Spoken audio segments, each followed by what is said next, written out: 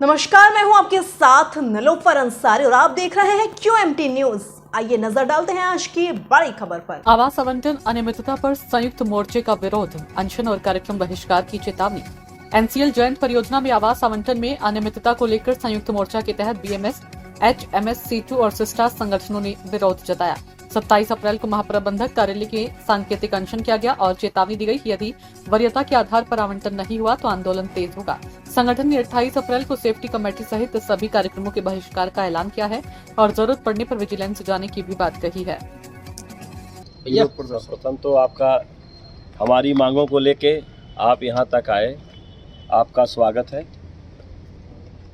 अभी कल जो गुपचुप तरीके से हमारी प्रबंधन 2A टाइप आवास मेडिकल बेस पे निकाले, मेडिकल का भी नियम कानून है, कर्मचारियों को आवास मिलनी चाहिए, ये समस्त संगठन की मांग है, मिले। और वही क्वार्टर मेडिकल ग्राउंड पे दे रहे हैं, मेडिकल की भी नियमावली है, उसको पढ़ लें। हाउसिंग की भी नियमावली है, हाउसिंग का भी नियम है, आपको हाउसिंग कमेटी में लेके जाना है, चर्चा करनी है, आवास अलॉट करना है। उसमें अभी प्रबंधन ने क्या किया है, बड़ी अच्छी पहल की। 2 दिन पहले इन्होंने कुछ आवास निकाले, जिसमें संगठन ने ये बोला कि बहुत अच्छी पहल है, 10-20 आवास निकाले हैं, टोटल 80 क्वार्टर खाली हैं। 80 क्वार्टर में उन सभी का निकालिए, आवेदन दीजिए, जो वरीयता आधार पे आ रहा है उनको दीजिए। और अगर मेडिकल ग्राउंड है तो चिन्हित क्वार्टर क्यों, जो आवास में पहले से वरिष्ठ अधिकारी आवेदन दिए हुए हैं, कर्मचारी आवेदन डिस्पैच के थ्रू दिए हुए हैं, किस नियम किस संगत पे ये लोग आवास अलॉट किए हैं, मैं प्रबंधन से जानना चाहता हूं। कौन सी ऐसी धारा बनी है या कौन सा ऐसा व्यक्तिगत दबाव है या व्यक्तिगत लाभ है जो कि विजिलेंस जाने के लिए हम लोगों को मजबूर कर रहा है। क्योंकि संयुक्त मोर्चा एक जो संगठन बना है, इसमें सभी सम्मानित व्यक्ति हैं, संस्कारित व्यक्ति हैं। प्रबंधन को ये चेता रहे हैं कि आप उस आवास को निरस्त करिए और साथ ही समस्त बाह्य एजेंसी, चाहे वो जो भी हो, जो भी स्कूलें हैं, पुलिस हैं, पोस्ट ऑफिस हैं, बैंक हैं, जहाँ तक मुझे जानकारी है, जो मेरे पूर्वज ने बताया है कि यहाँ पर जो स्कूलें आई हैं, पुलिस आई हैं, बैंक आई हैं, तो उनको स्वयं प्रबंधन ने बुलाया है। कुछ क्वार्टर उनको इंगित किया है, हमारा कोई इससे लेना देना नहीं है। प्रबंधन उनको रखे, चाहे खाली कराए, हमारे कर्मचारियों को आवास मिलना चाहिए। ना हमें ज्योति स्कूल से मतलब है, ना सरस्वती से मतलब है, ना पुलिस से, ना बैंक से, ना पोस्ट ऑफिस से। लेकिन अगर आपने उन्हें बुलाया है, कुछ एग्रीमेंट किया है, तो उनका भी अपमान मत करिए। आप ओल्ड माइनस क्वार्टर है, उधर चिन्हित करके दीजिए। कौन मना किया है आपको? लगभग कितने आवास से वंचित है आपके कर्मचारी? हमारे कर्मचारी अभी जो नए आए हैं, तो नए अभी कम से कम 50 लड़के ऐसे हैं जिनको आवास नहीं मिला है। अभी आपका मुहैर टूट रहा है, मिढ़ौली आपका विस्थापन हो रहा है। कैटेगरी 1 के लिए आवेदन दिया गया है, इन्होंने आवेदन स्वीकार नहीं किया। मीटिंग में बोले कि हम करेंगे और यहाँ गुपचुप तरीके से आवेदन निकाल रहे हैं। एक प्रकरण है पनिका जी का, 65 नंबर के लिए आवेदन किया, उसको 33 नंबर अलॉट कर रहे हैं। किस नियम पे कर रहे हैं? एक कर्मचारी है, सेक्रेटरी है, C2 का सेक्रेटरी है, लेटर पैड में लिख के दे रहा है, उसको मजबूरन वो नहीं देने पर ताला तोड़ा, कंपनी नियमानुसार सस्पेंड हुआ, उसको आवास नहीं दे रहे हैं। CTI एक संगठन है, कार्यालय मांगा हुआ है, उसको आवास नहीं दे रहे हैं।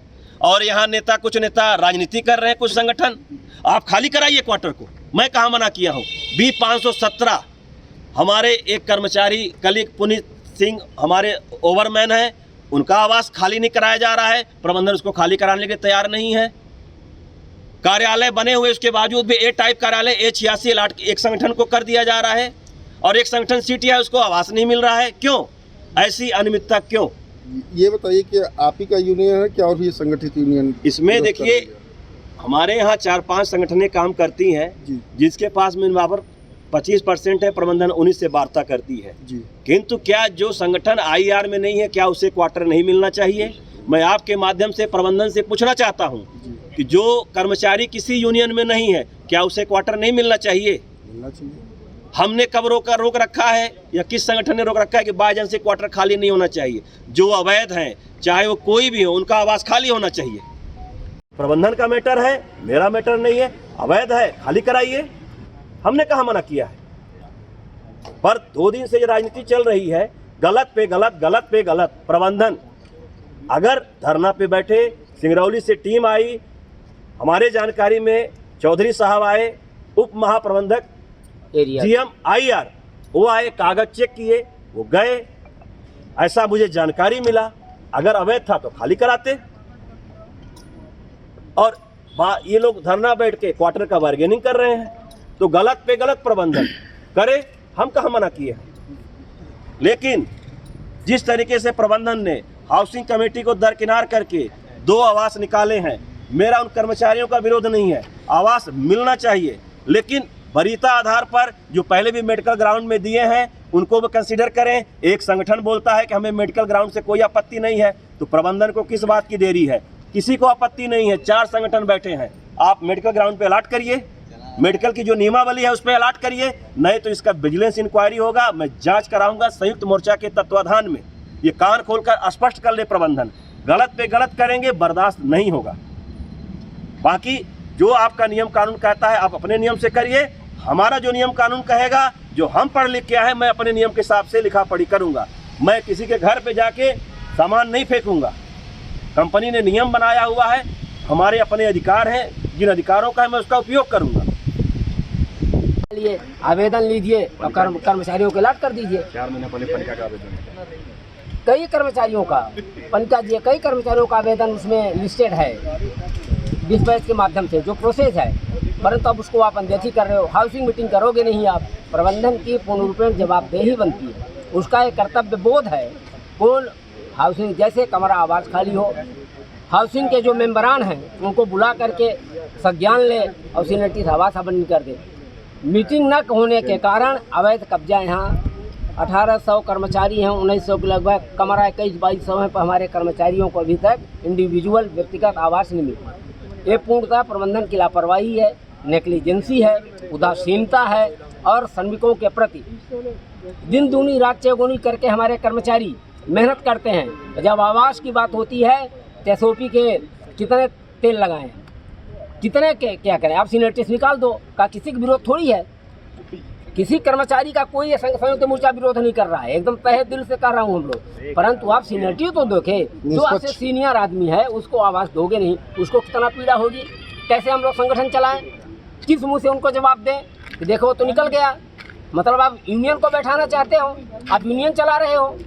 प्रबंधन के काम नहीं है, प्रबंधन का काम है प्रबंधकीय वर्ग देखना, कोई एडमिनिस्ट्रेटिव सही तरीके से, उसके सब कर्मचारी, यूनियन बाद में कर्मचारी उसके हैं।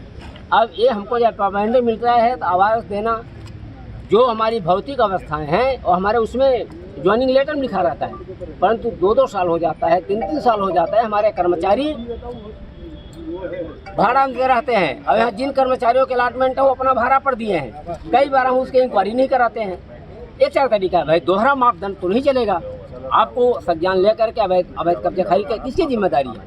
अवैध कब्जा नहीं खाली हो रहा है, मतलब प्रबंधन की उनकी मुख्य सहमति है। कंपनी का आवास, कंपनी इसके मालिक, कंपनी इसकी जिम्मेदार, और अपना कर्मचारी एक को तोड़ देता है तो आप सस्पेंड कर देते हो। अवैध कब्जे 200-200 आदमी हैं, उसमें कुछ हो। फिलहाल के लिए इस खबर में इतना ही। देश और दुनिया से जुड़ी हर खबर देखने के लिए हमारे चैनल QMT न्यूज़ को लाइक करें, सब्सक्राइब करें और हाँ, वीडियोस को शेयर करना ना भूलें। नमस्कार।